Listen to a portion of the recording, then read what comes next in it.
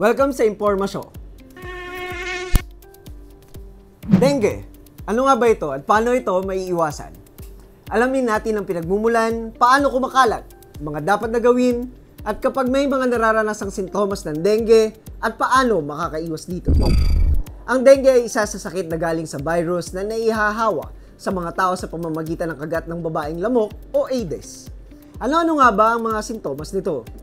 Una, pagkakaroon ng lagnat, matinding sakit ng ulo, pananakit ng kalamnan at kasukasuan, pagduduwal, panghihina o kawalan ng ganang kumain, pananakit ng tiyan, pagdurugo ng ilong at gilagid, at pamamantal makailang araw matapos ang lagnat. Ano nga ba ang dapat gawin kung nakakaranas ng mga ganitong sintomas?